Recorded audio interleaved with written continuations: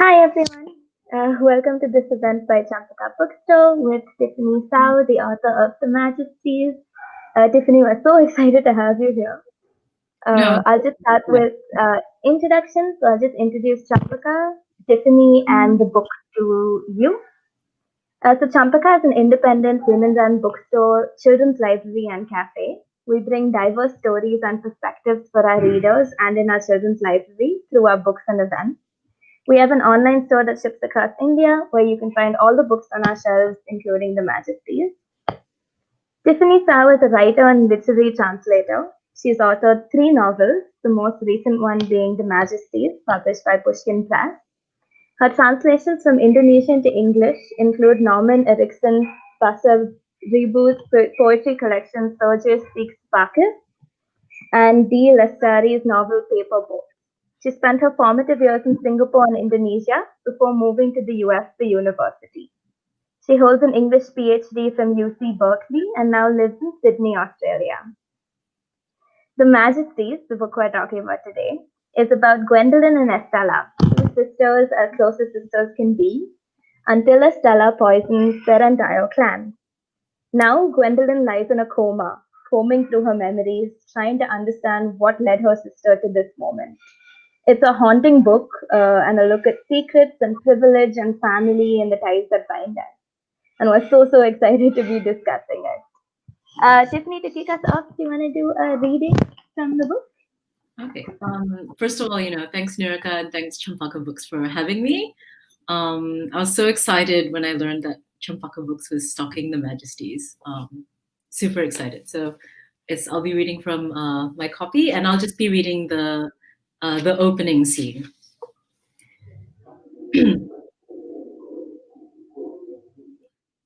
When your sister murders 300 people, you can't help but wonder why, especially if you were one of the intended victims. Though I do forgive her if you can believe it.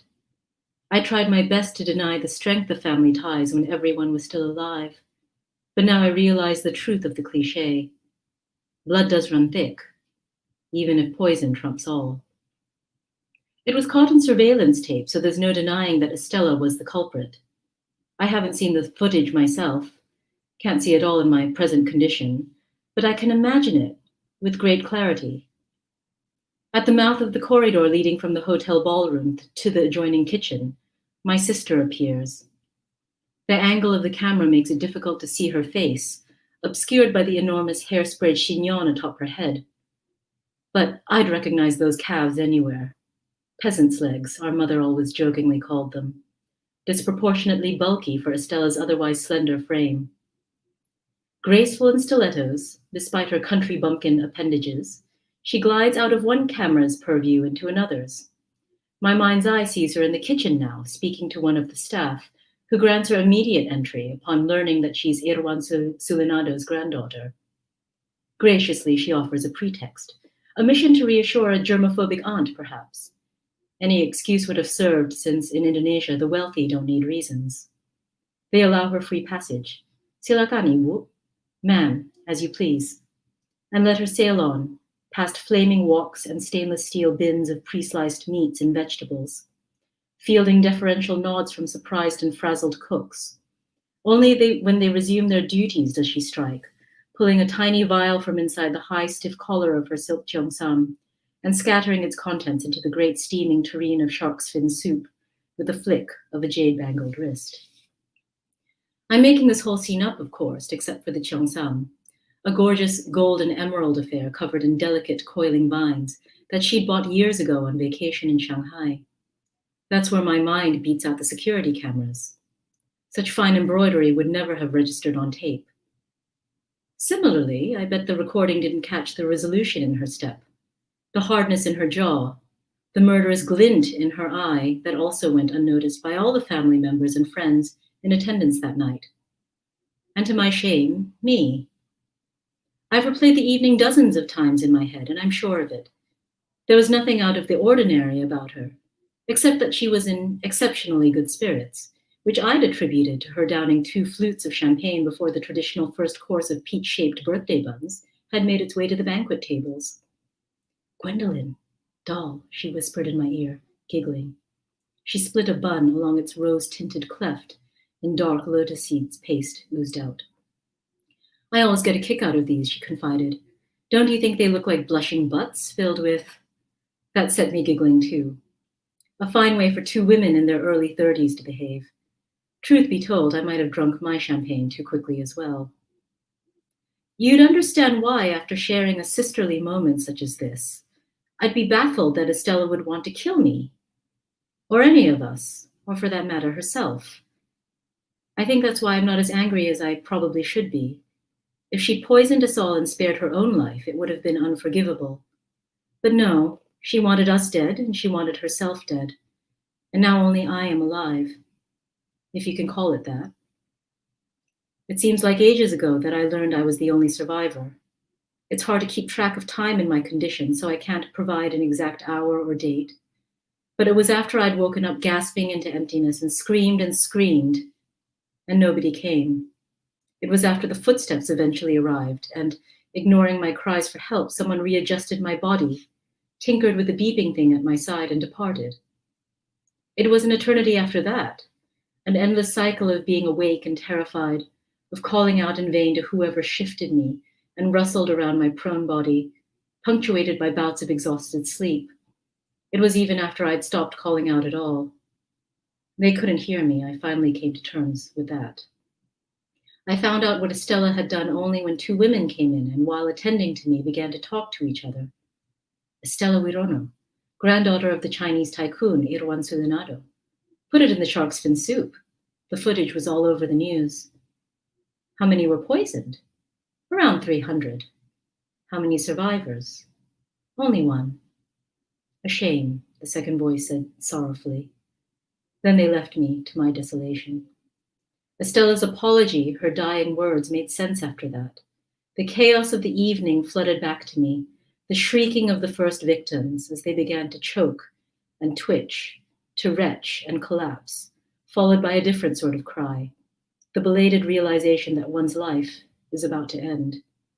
The hotel ballroom spinning madly, guests staggering to their feet, trailing tablecloths in clenched fists, wine glasses and plates of Peking duck crashing to the black and gold carpeted floor.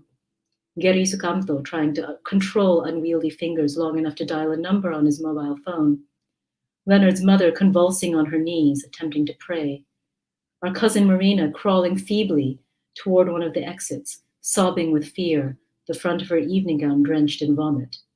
The tiny bodies littered around the children's table, their nannies desperately trying to wake them up. That was when I lost myself in my own shaking and heaving. My cheek hit the ground. And there Estella lay as well, twitching, watching me, us watching each other. She reached for me, her arm creeping across the carpet so slowly it was difficult to tell it was moving at all.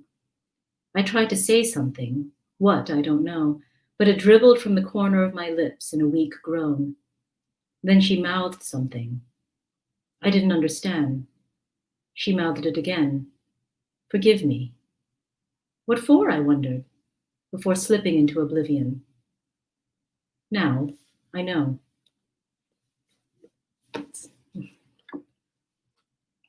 That was wonderful. Thank you so much. It's really such a dark and haunting chapter, honestly, right from the first line. It really sets the scene for the rest of the book. The first thing I wanted to ask you is just a very broad question. How did you come to the idea of the book in the first place? What drew you to this story?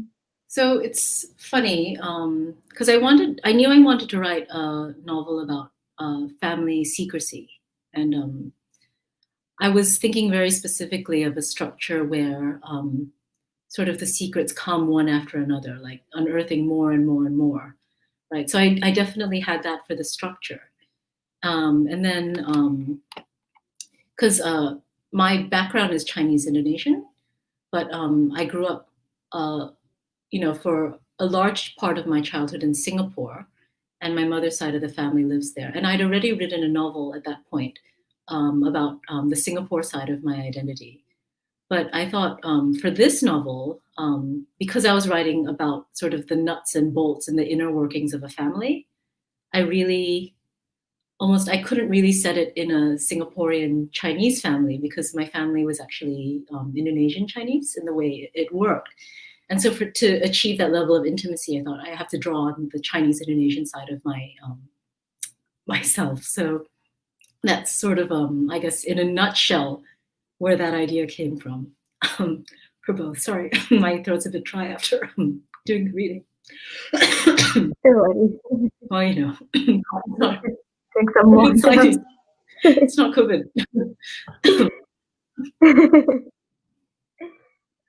So the Majesties is, like you mentioned, sort of a novel about secrets and many, many layers. So whenever you're talking about it, I guess we have to be very careful to not spoil it for anyone who hasn't read the book yet. So actually, when I was reading it, this one image sort of really summed up the book for me, which is quite in the beginning where you talk about a pond and it's frozen over, and Gwendolyn and Estella as kids are looking into it and they can see the murky depth. And that sort of, like, for me, summed up the book, because the book is them sort of excavating this murky underworld, not just of their family, but also of sort of society, this part of society that they belong to, and the layers of themselves in their own identities. So I just wanted to, do you have anything to say about that kind of, that image in specific, and also just building up that kind of world? Yeah, absolutely. You know, I think it's really cool that you actually mentioned the idea of the double vision, because the whole notion of doubleness and duality, it's a recurring theme throughout the Majesties. And for people who've read the Majesties, or, you know, who are partway through it, I think you've already sensed that, right? There's sort of, and you know, it also works with regards to the secrets upon secrets in the book, right? But also, you know, it works into the novel's sort of, there's an overarching theme in the novel. And in the epigraph to the novel, which is actually a quote from a psalm in the Bible, and it says, "Keep me as the apple of your eye, hide me in the shadow of your wings." And that's something I did want to explore in the novel, sort of, you know, this theme of love as shadow, right? And actually, you know, like that ties in also with the novel, and you know, one sort of one character, right, becomes a born again Christian and starts talking a lot about light, and you know, like sort of exposing sins to the light, right? And I wanted to sort of play with this other, I think, a less obvious metaphor in the Christian Bible, which is, you know, love as shadow and shelter, and thinking about how that translates into the ways we show love and how we can love each other, especially in families where we know everything about each other, right? I think in some sense, right, there's some level of secrecy, right, or some level of self-deception or self-delusion, right, that's going on there in terms of, you know, the flaws we allow ourselves to see and acknowledge about our family members, and then the flaws we allow to see in ourselves to be able to live with ourselves. And so in this book, I wanted to sort of play with that image, right? Love as shadow, as shelter, as deception in a way, right? Enabling us to sort of love and forgive those we love and ourselves in a weird way, right? Which, you know, even though we, you know, in general, we associate secrecy with badness, right? But in the context of the novel, it becomes a form of forgiveness and mercy and grace, you know. Yeah. That's fascinating. Yeah, so I think you also, in this novel, with the sort of like murky underworld, I think you go beyond just within the family, or even within the family, you see things that are reflected from society outside. So within this novel, we see a lot of tensions with race, with class, with gender. So can you talk a little bit about that and how you brought that in the book?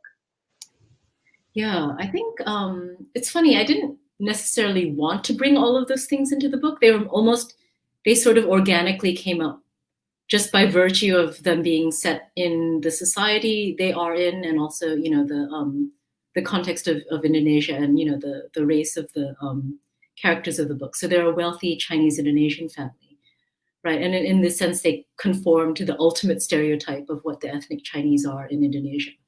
And, you know, this is sort of similar to at least stereotypes about the Chinese in Southeast Asian countries as well, other Southeast Asian countries as well, right? So it was almost like I had to deal with that because I didn't want to irresponsibly, you know, add to this stereotype, right? So I was very careful in the novel to also set this in the context of, right, the larger, you know, long-term discrimination against the Chinese, but also then using that as a point to explore themes of self-preservation, right? What ethnic Chinese characters, you know, like, you know, villains, what villains might have to do in order to survive in the larger context of, you know, sort of persecution of their race or, you know, their particular subset. So that was really interesting as well. And as for, I guess, yeah, the you know, the issues of gender that come up, right? One of the characters has a very abusive husband. And that almost is like it just grows organically out of, right, what the society or what their mother has trained them to be as women, right? And I wouldn't say this is like sort of a blanket thing that they're facing throughout the novel, right? Because there are stronger women characters and less strong women characters, right? Depending on the particular families and what their expectations of women are, and then how the women themselves use what the expectations of their roles are to, you know, either play to their advantage or they're unable to use it to their advantage, right? So yeah, all of those things just sort of organically came up, and so yeah, I think it worked out rather well. I feel like it. A lot of readers I've noticed have said there's a lot going on in the novel. So it seems like, you know, some readers are like, cool, and then some readers are like, I'm too confused, there's too much going on. But I almost feel like I couldn't have written it any other way and been faithful to what I wanted to write about, if that makes sense to you, yeah.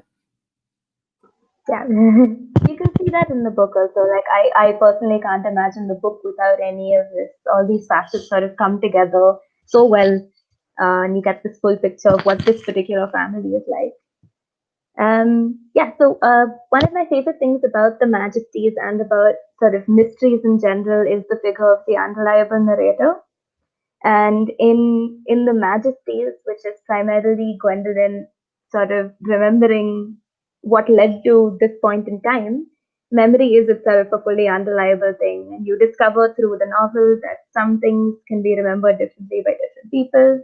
I just wanted to know how it was for you to construct a story with an unreliable narrator and how you thought about that, and whether there were any unreliable narrators that you could think of while you were writing it and you had in mind. Yeah, so I too have always been very fascinated by the unreliable narrator figure. I reread The Great Gatsby while writing the novel, partly because of, you know, the opulence of The Great Gatsby, and its theme sort of lent itself also to the Majesties, but also I was very inspired by, I've been a long time Kazuo Ishiguro fan, even before he won the Nobel Prize. I like to say that, before he won the Nobel Prize, right? I was there, like in Kazuo Ishiguro. And I was always impressed by his unreliable narrators, and it always fascinated me, right? How he could do that and how well he would execute that particular device. But also huge fan of Charlotte Bronte, right? From the age of 13, you know, Jane, right? Jane Eyre is an unreliable narrator, right? We don't really figure out, or I didn't figure out that she liked Rochester until and she doesn't figure it out herself until a certain point, and then you're like, oh, she's hidden that from herself. How did she do that, right? And it's the same in Villette as well, right? Yeah, you know, she's the protagonist is you know, is able to somehow delude herself and yet be so insightful otherwise, and so observant otherwise, and such an observant so observant of other characters. And so that device has always fascinated me. And so it was a complete pleasure to be able to write this novel, which was in first person, unlike the previous novels of the fantasy series that I write, and to be like, oh, okay, now I'm in first person. What can I do? I can finally, do the unreliable narrator voice. Yeah, you talked about earlier self-deception, and that's also something that comes through with the Majesties, because you tend to, with a first-person narration, sometimes you just buy into it, and as the book goes on, you sort of see, like I mentioned, not just the murky depths of the family in general, but also of the sisters themselves and what they sort of deluded themselves into believing about themselves and what they've hidden away. Actually, another thing I wanted to ask is, was there a particular reason you chose to write about the relationship between sisters? Is there something that specifically about that relationship that you were drawn to? Well, I think in general, right, when we have siblings, it's almost a bit, and especially, right, a sibling of the same maybe gender as you, right? You think like it's almost like parallel you. It's like, what if, the chromosomes moved in a different way, and that could be you, right? And there's something also about, someone who's known you, almost since birth, who's seen basically, you grow up, and knows, like, has grown up in the same environment as you. There's a closeness that's there, and that's something I was definitely drawn to and definitely wanted to convey in this novel. And if you read it, you'll find out why the sister relationship is particularly important.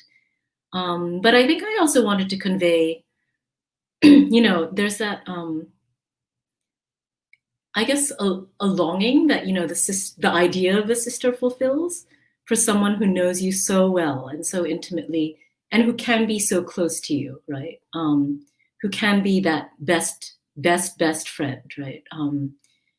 And that's what the sisters are to each other, right? And you can kind of sense that when they talk with each other, and then when they sort of they move away for a little bit, and then they reunite, and you can sense this sort of almost like intense sinking and fulfillment happening, right? And they just go so well together, right? It's almost like you can't separate them, because there's, I think, that ideal sisterly bond that is there in the psyche. I guess if you've ever longed for a sister. I have a sister too, so sort of that's inspired things as well. Was there anything, any fictional sisters that you drew inspiration from? It's a funny question. Not hugely, actually. I think maybe.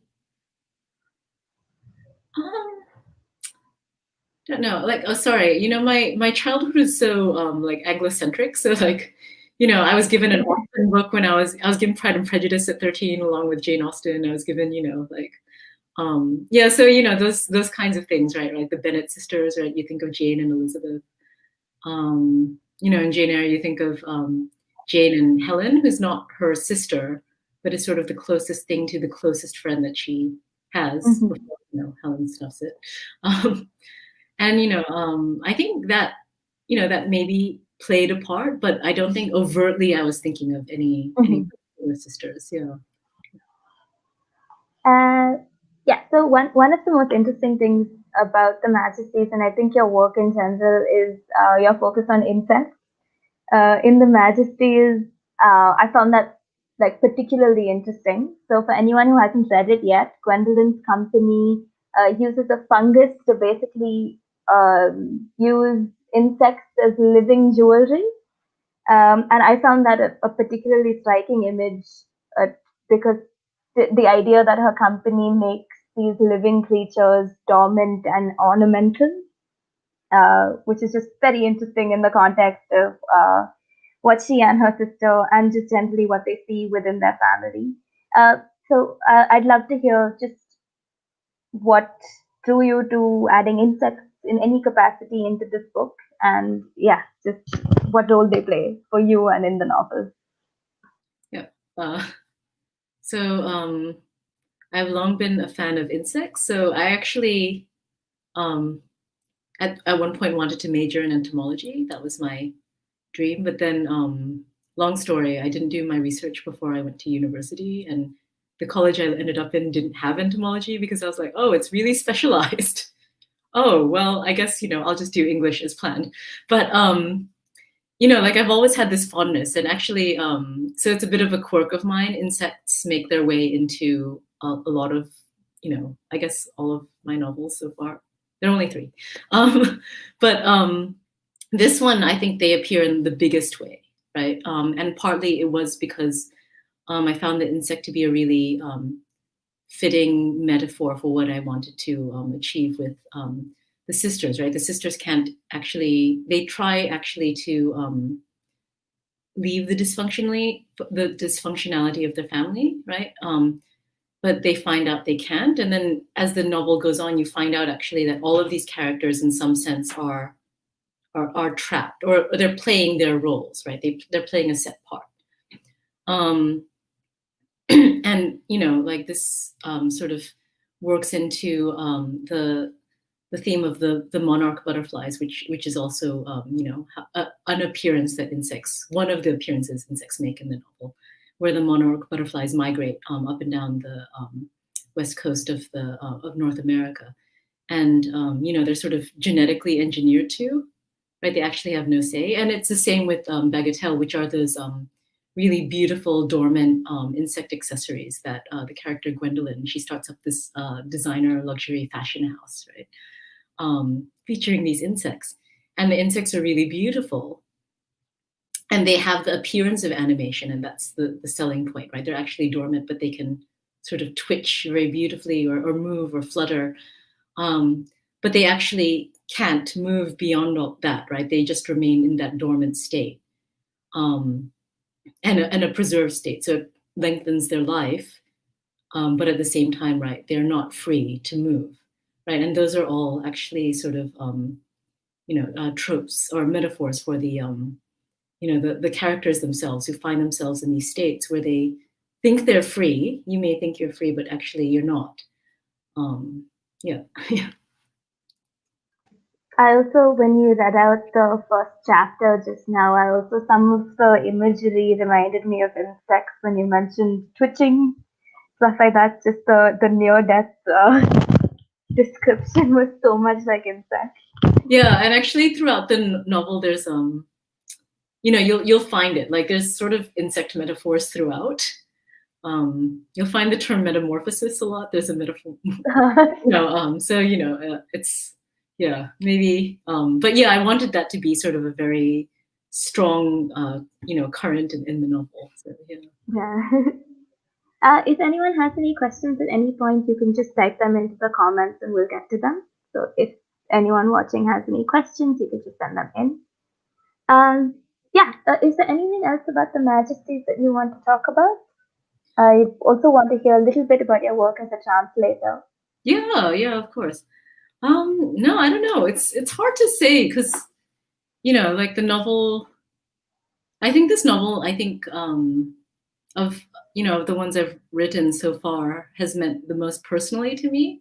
So I think it makes me just really happy when people get it, and I get really excited by it. I'm like, oh, someone likes this novel, which I think resonates most, on a personal level with me. So I'm just very touched to be able to have the opportunity to share it and to share it with Champaca Books readers, and also just readers in India, because it actually it's funny like publishing in Australia and then in the US, because I kind of assumed, novels will be now available throughout the world, and they're not actually. There are these distribution things that have to happen. So I was like, oh, it's finally available in India. So exciting. Yes, very excited. Okay, well, we actually have a question now, so let's just do that first. Karna says, hi Tiffany, it's a delight to listen to you. Would like to make notes on your favorite novels with unreliable narrators, if you could mention it again. Okay, we can get to that. Okay, so I'll re-mention. So Kazuo Ishiguro, I really like When We Were Orphans has a very good, unreliable narrator. And of course, Remains of the Day, I think that's like the classic one. I mean, I really like, yeah, there's another, what was it? Never Let Me Go. She's not as unreliable narrator, but that's a really, like, I think that's my favorite novel by him. And I guess the other unreliable narrators I mentioned are from the Charlotte Bronte novels, Jane Eyre, and Villette, which is, I guess, a little lesser known than Jane Eyre, but is so good. Yeah, and The Great Gatsby has obviously like the classic unreliable narrator, but I would say I'd put that last in terms of unreliable narrators of all of the other ones I just mentioned. Yeah. Yeah, so I'd love to hear something about your work as a translator. So you translate from Indonesian to English. So what drew you to that work, and why do you think that work of translation is so important? Oh, what's the first question? Sorry, what Just what drew you to that work of translation? what do I do? Or What drew you to that? oh, what drew me? Okay, sorry. Okay. Yeah, what drew me to translation? So actually, it was just when I was in graduate school and I needed in the particular English PhD program I was in, you needed to have a proficiency in another language, either reading proficiency in 2 languages or advanced proficiency in 1. And because it was an English PhD, I think most people were taking like French, Italian, German, Latin, and then I must confess that it was actually a little bit of laziness too, because I thought like, oh, I know some Indonesian and some Mandarin, but my Mandarin is really bad. So to get it up to reading proficiency will probably take a lot of work. So I could just do Indonesian because Indonesian is the one I think I had a more instinctive grasp of, even though I probably at that point didn't know as much formally, grammar-wise, as Mandarin. So I took Indonesian, and then I got just more interested in Indonesian literature and reading Indonesian books under the professor I was studying there, Dr. Sylvia Tiwan. And so, I began getting more drawn to that. And then at the time, I became an academic. So I was researching and teaching English literature at one university, then another. Because my attention my interest was drawn to Indonesian literature. I began researching more in that vein. And it just never occurred to me to translate because at the time I was like, I don't have time to translate. I have to write these really boring academic articles that no one will read. I have to publish a giant academic book that no one will read, but that might give me a job, like a permanent job. And I'm teaching like so many students and, I just don't have time to translate. It just never occurred to me. And I think even once like someone said, you should translate. And I was like, no, I'm going to translate. But then I made the decision to leave academia. And that was a bit hard because I was really set on it for a long time. And I thought to myself, like, okay, well, now I'm not going to be in academia. What am I going to do? And I was like, well, I have this novel that, my agent from, Jacaranda Literary Agency, which is based in Bangalore, is trying to sell. But, what are the odds of that?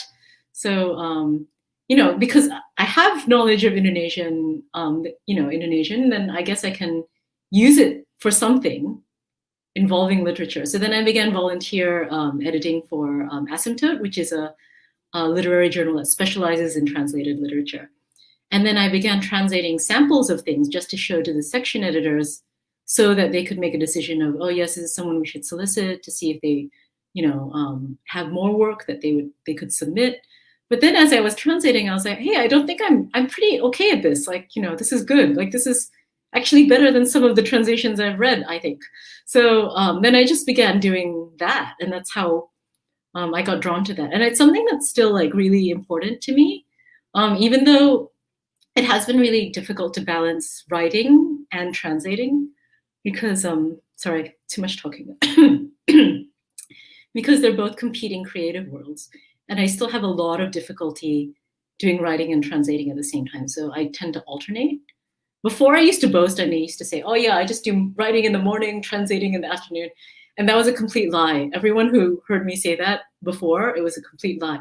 I actually don't do that. What I did is like, I would kind of write and then fail miserably and then just work on translation. But then once the translation project was over, then I'd be like, now I can write again, because that creative world from that other author isn't taking up my brain.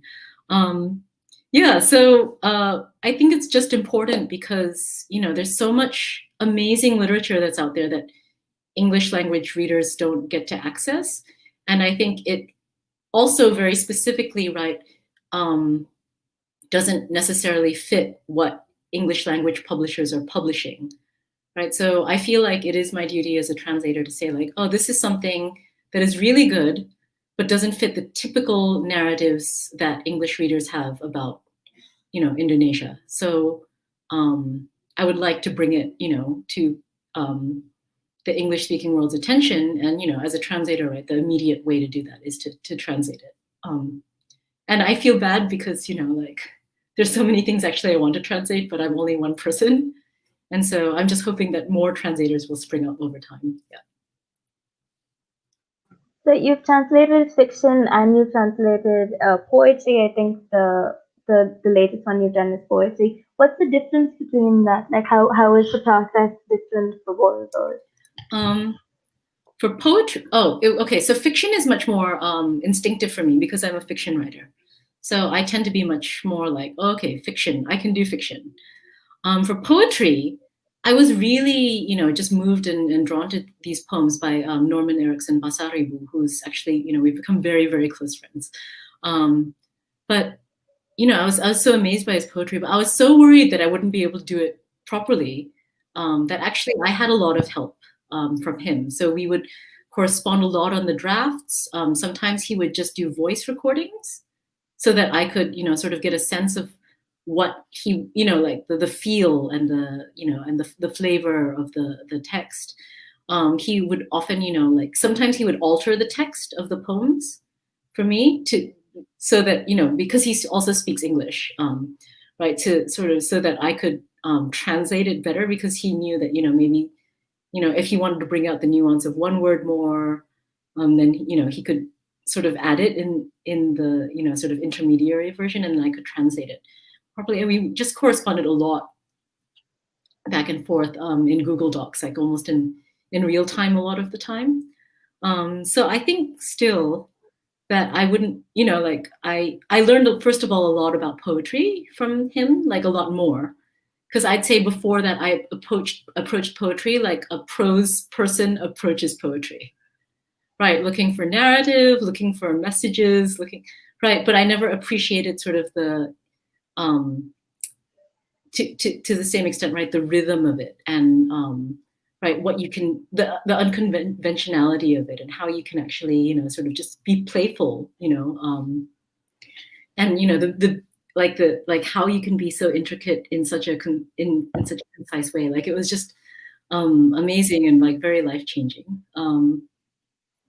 So yeah, I think that was a huge difference. And I think still for poetry, I would still almost, I don't know if I would translate poetry again if it weren't for, if it wasn't Norman's poetry. But I'm currently translating a book of Norman's fiction that's coming out soon. Ah. Yeah, I similarly think we'll need to partner up again, because his fiction is also has very poetic elements to it. So yeah, sorry, long-winded. Becomes a very like collaborative process. Yeah. Nayantara says, big fan of Villette, and also as an Odd Fits fan, my family would love to know when there's going to be an Odd Fits 3. Yes, I am writing Odd Fits 3 now. So I'm really like excited about it. So because sorry, I'm like really bad at like putting on author image, like polished author image. I'd be like, oh yes, Odd Fits 3, on the way, being seamlessly written. Okay, very bad at that. So we're in between publishers at the moment. And we're trying to find, so that actually kind of, I think, put a little damper on my, I guess, writing Oddfits 3 ability for a while, because I was, like, you're back to the uncertainty. You're like, oh, what if I write it and then no publisher wants it? So it's actually been hard to get over that mental hurdle and that emotional hurdle. But I think, like, I finally gotten over it. So, I was looking over the drafts of what I have, and I was like, oh, this is really good. And then I was rereading, okay, this sounds so like, so narcissistic, but I was reading over Oddfits and The More Known World, which are books 1 and 2. And I was like, oh, these are really good. I'm really excited. And so then I've begun like, typing up the drafts, which is usually not what I do. Usually what I do is I write the whole draft in longhand and then I type it up. But I've started typing up the draft midstream and revising it. So I can just get more excited and feel like I'm more on solid ground. And I'm just like so excited. Like, it's so good to be back in Oddfits mode again. Yeah, so really excited. I'm planning to have it finished, I think like mid next year.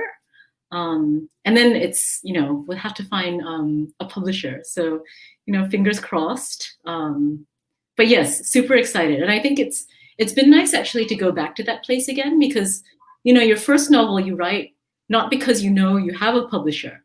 Right, you write the first novel because you love it and you hope someone will publish it because it's so amazing. And then I think, like with the subsequent novels, because it's easier to find a publisher because you have a reputation, you kind of can be like, oh, okay, well, I'll write this and it will definitely find a readership. So it's almost good to go back to basics and be like, I'm writing this because I love it and because these characters are cool and because this world is cool and because I want to finish the story. It's been really nice to go back to that. Sorry. Also, that's so good to hear. No, I'm also so excited, and I hope we can get it to Champaca soon because those books are just incredible. I want everyone to read them. Thank you. Yeah, if anyone has any more questions, you can send them in the comments. You can just wait and see if anyone has anything to say.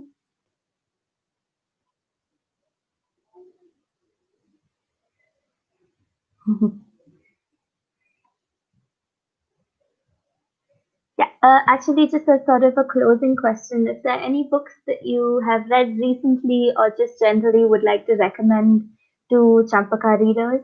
If there's anything that you want to. Yeah, okay, the question we've got is would love to hear your favorite books you've read this year. So you can extend that to previous years if you'd like. Yes, okay. Oh no, I wish that question had come before, because I'm one of those people who, they're like, what's your favorite movie? Or what's your favorite color? And then you just go blank. Even though you a movie and a color, but you're like,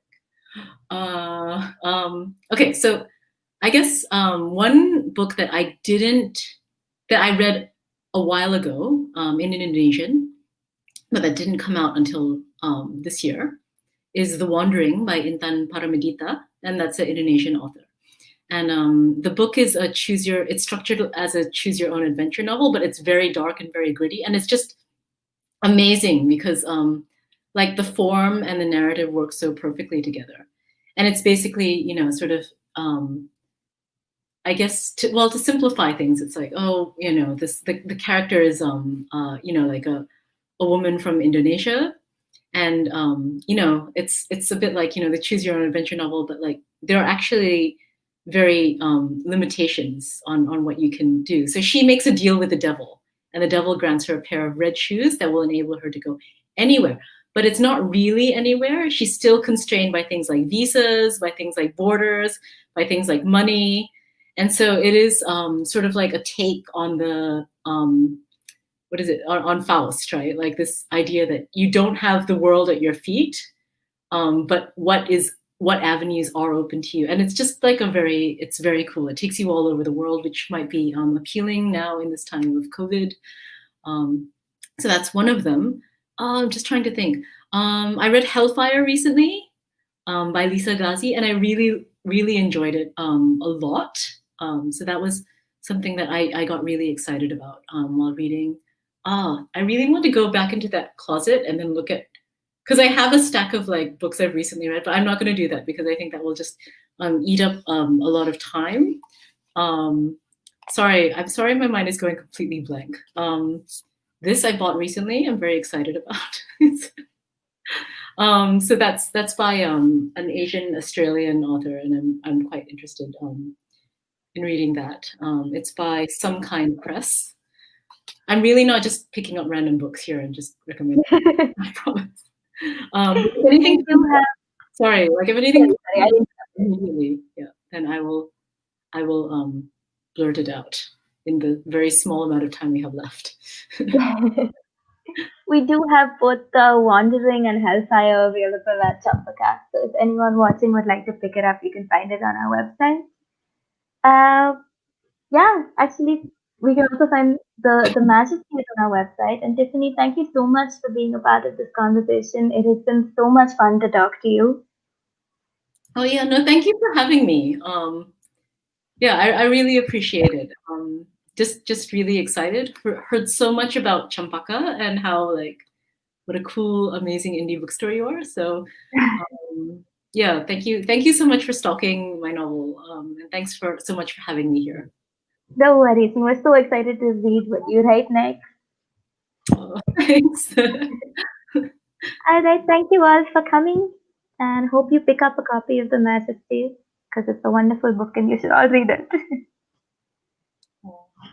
Bye. Bye.